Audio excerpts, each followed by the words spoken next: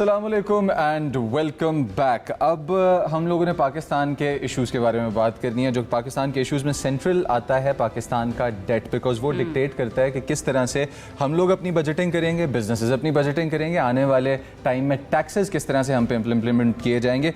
मार्च 2024 से जून 2026 तक वफाकी हुकूमत के कर्जे जो हैं उनमें 18,832 अरब रुपए तकरीबन इजाफा हुआ है। अब इन नंबर्स को जब हम देखते हैं तो थोड़ा सा हमारा दिल दहलता है, और ये इस वजह से दहलता है कि ये इजाफा जो है ये क्यों हमारा घटने की तरफ नहीं जा रहा, ये बढ़ने की तरफ ही जा रहा है। दिल घटने की तरफ जा रहा है ना। इस तरह की खबरें जब आप देखते हैं तो कर्ज तो नहीं घटता लेकिन दिल घटना शुरू हो जाता है। थोड़ी सी डिटेल आपको देते हैं, फिर इसके ऊपर जरा जानेंगे कि कौन कौन से फैक्टर्स हैं जिनकी वजह से ये सब कुछ होने जा रहा है। स्टेट बैंक के आदादो शुमार के मुताबिक मार्च 2024 से जून 2026 तक विफाकी हुकूमत के मकामी कर्जे में 16,766 अरब, जबकि बैरूनी कर्जे की बात करें तो उसमें 2,066 अरब रुपए का इजाफा हो, जिसके बाद मजमूई विफाकी कर्जा जो है वो 83,642 अरब रुपए तक पहुंच चुका है। यानी कि अगर हम इसको थोड़ा सा बाइफिकेट करें, तोड़ें, तो हर रोज विफाकी हुकूमत के कर्जों के अंदर कितना कोई इजाफा होगा एक दिन 24 घंटे के अंदर। 24 घंटे के अंदर अगर हम लोग वफाकी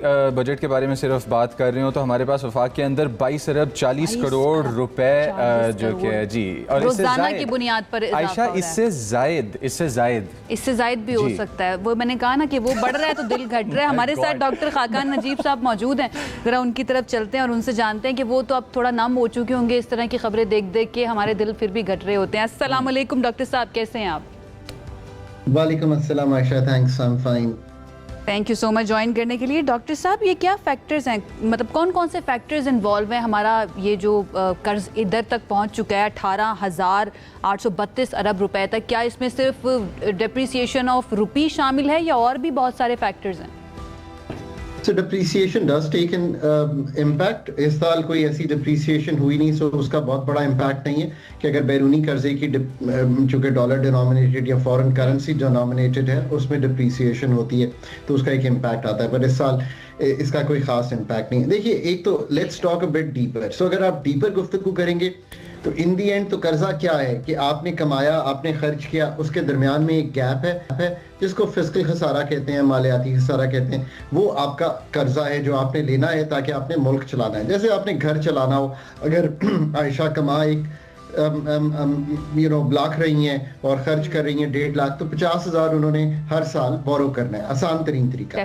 देखिए, इन द लॉन्गर टर्म तो आपको efficient management of your expenditures, अगर हम लॉन्गर टर्म बात करें, विच मीन्स के वफाक ने अपने खर्चे 17 सब्जेक्ट्स नीचे देकर, ओवरऑल एसओईज पे कम खर्च करके, इनकम सपोर्ट नीचे देकर, यानी कि जो पर्क्स एंड प्रिविलेजेस हैं ब्यूरोक्रेसी के, उसको मोनेटाइज करके एक बहुत ही अच्छा एक्सपेंडिचर रिफॉर्म दिखाकर लॉन्ग टर्म ग्रोथ इस चीज की तोड़नी है। ये एक बात है। दूसरी बात यह है कि एक ब्रॉडर टैक्सेशन जो है फ्रेमवर्क डजंट मीन कि पर्सनल इनकम टैक्स आप दोनों पे या मैन्युफैक्चरिंग पे ही लगाकर, but agri income, retail income, इसको ब्रॉडन करके करना है। So spend better and collect better, that's spend less and tax appropriately more, that's the bigger picture। देखिए, जो पाकिस्तान की स्मॉलर पिक्चर है वो ऑफ कोर्स ये है कि जो डेट इस वक्त का ओवरऑल बर्डन है जो हम कैरी कर रहे हैं, दैट इज हायर देन हमारी कैपेसिटी टू कैरी दैट। उसी की वजह से बहुत इंटरेस्ट पेमेंट होती है, यानी कि हर साल 6 से 8 हज़ार के दरमियान तकरीबन इंटरेस्ट पेमेंट चल रही है। उसकी वजह से you have less money to spend elsewhere and you keep borrowing. इस सर्कल में फंसे हुए हैं। मैंने हाल पहले इसलिए बता दिया ताकि लॉन्ग टर्म गुफ्तगू भी हो। जी डॉक्टर साहब, थोड़ा सा ज़रा ना ये डेफिसिट वाली साइंस के अंदर जाते हैं, because I think here is where the devil hides, because आपके पास 22 अरब 40 करोड़ रुपए से ज़ायद डेली का आपका इजाफा जो है वो हो रहा है। अगर हम लोग डेफिसिट की बात करें और डेफिसिट चलता चला जा रहा है तो पाकिस्तान के लिए क्या ये सस्टेनेबल है, नहीं है? पाकिस्तान के लिए कितना बुरा साबित हो सकता है? बॉटम लाइन इसकी ये है कि पाकिस्तान को अपने मालियाती खसारे को कम करने के लिए सिर्फ टैक्सेस नहीं बढ़ाने, बल्कि एक टैक्सेस को ब्रॉडन करना है और टैक्स की शरह को कम करना है। This is the most important point we are not understanding. हमने बहुत बड़ा मैन्युफैक्चरिंग पे टैक्स लगाया, इन्वेस्टमेंट गिर गई। हमने पर्सनल इनकम टैक्स लगाया, 8.5 लाख लोग मुल्क छोड़ के चले गए, और वो व्हाइट कॉलर प्रोबेबली बढ़ रहा है, एनेक्डोटल एविडेंस ये कहता है। So what you really need to do, what you really need to do is कि आप agriculture income tax, retail wholesale, Pakistan की land value taxation, sales tax gaps, now you see के जैसे जैसे मैं दायरे कार बढ़ाता जाऊंगा टैक्स का, ओवरऑल टैक्स नीचे आता जाएगा, इन्वेस्टमेंट बढ़ती चली जाएगी। अगर इन्वेस्टमेंट बढ़ती है तो नए टैक्सेस कमाई से आएंगे। इसी तरह जो पाकिस्तान का बहुत इंपॉर्टेंट रिफॉर्म है, मैं बार बार कहता हूं, आप एनएफसी नहीं करेंगे ना तो ये मुल्क नहीं चला सकते। आप क्यों नहीं चला सकते?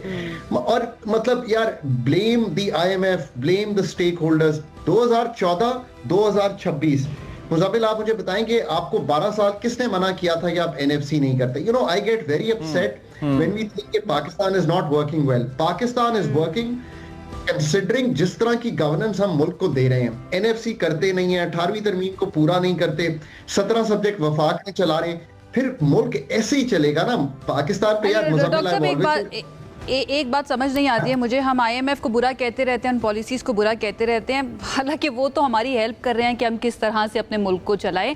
इंपॉर्टेंट ये है कि हम पॉलिसी क्या बना रहे हैं, जो पैसा आ रहा है उसको हम खर्च कहाँ पर कर रहे हैं। एक तो इसके ऊपर कमेंट कीजिएगा कि जो कर्ज इस वक्त हम ले रहे हैं राइट नाउ 2026 के अंदर, सबसे ज़्यादा पार्ट उसका, सबसे ज़्यादा पोर्शन कहाँ पर खर्च होता है। एंड उसके साथ ये भी बताइएगा कि आपको कहीं पर हम इस लूप से निकलते हुए नज़र आ रहे हैं। रीपेमेंट कैपेसिटी तो हमारे पास नहीं है, हम नए कर्ज लेकर उन्हीं से जो है ना अगले कर्ज पिछले कर्ज उतार रहे होते हैं। रीपेमेंट कैपेसिटी फिर हम कैसे डेवलप कर सकते हैं? The most important point is the following, कि जो आप खर्च कर रहे हैं, फॉर एग्जांपल आप इनकम सपोर्ट प्रोग्राम पे वफाक इस साल जो है 840 या 44 अरब रुपए खर्च करेगा, ठीक है। अब ये वफाक का काम ही नहीं है कि वो काम ये करे, क्यों? क्योंकि ये सूबों का काम है, तो आप मुझसे पूछ रही हैं ना कहाँ खर्च करें। अच्छा, इसी तरह सब्सिडीज पे हम 1091 अरब रुपया खर्च करेंगे। ये 1091 अरब में से मेजर खर्चा जो है आयशा, वो है पावर सेक्टर सब्सिडीज का। एनर्जी किसका सब्जेक्ट है? सूबों का सब्जेक्ट है, आप उनको करने दें। हम फेडरल PSDP में 1000 प्रोजेक्ट्स पे खर्च करेंगे। प्रोजेक्ट्स की गेम बहुत पुरानी है। ये ब्रिक एंड मॉर्टर की स्टोरी महबूबुल हक ने लिखी थी जब हम ग्रो किया करते थे, you know, brick and mortar में, यानी कि यूनिवर्सिटियों की बिल्डिंगें बनाकर। आज ग्रोथ आएगी यूनिवर्सिटियां जब इनोवेटिव होंगी। ये काम किसका है? एजुकेशन भी नीचे का काम है, तो इसको नीचे पे करने दें। What Ayesha has asked is a very very important question, कि आप अपने खर्चे जो वफाक के हैं उनको जब तक रीथिंक नहीं करेंगे तो ये बात बनेगी नहीं। पाकिस्तान का मसला टैक्स से ज्यादा एक्सपेंडिचर का रिफॉर्म है। एक्सपेंडिचर की quality of every rupee spent है, और उस रुपी की आउटपुट क्या है। हम इनपुट बेस्ड बजटिंग पे ये सारा सिलसिला चला रहे हैं। इसी तरह monetisation of the perks and privileges of the executive. आप क्यों नहीं ये काम करते कि हिडन पर्क्स एंड प्रिविलेजेस से निकल के आप अच्छी सैलरीज दें सबको? वो जहाज पे आए, वो रिक्शे पे आए, वो साइकिल पे आए, leave it to them. The whole thinking of the way we are spending money, आप 100 अरब रुपया देंगे रेलवे को, 100 अरब रुपया, और 85% फ्रेट आप कैरी करेंगे किस पे? ये जो आपकी रोड्स और नेशनल हाईवेज हैं।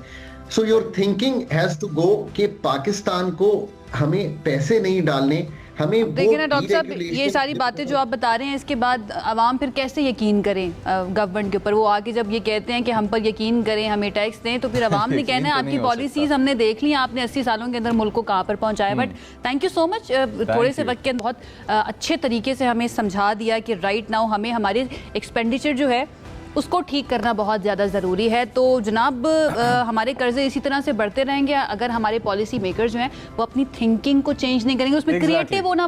देखिए यहाँ पर भी क्रिएटिविटी आ जाती है कि आपको हर चीज़ के अंदर क्रिएटिव होना ज़रूरी है। दुनिया बहुत तेज़ी के साथ तब्दील हो रही है, अगर हम तब्दील नहीं होंगे तो फिर बड़ी बड़ी तहजीबें जो चली गई हैं, फिर ये प्रॉब्लम्स ट्रांसलेट होते हैं लोकल इंसान की लाइफ के अंदर, और आपके मुल्क की प्रोडक्टिविटी हिंडर होती है। आपके डॉक्टर्स, इंजीनियर्स, आपके एजुकेशन में जाने वाले लोग जो मुल्क को आगे लेके जाना चाहते हैं, उनका फ्यूचर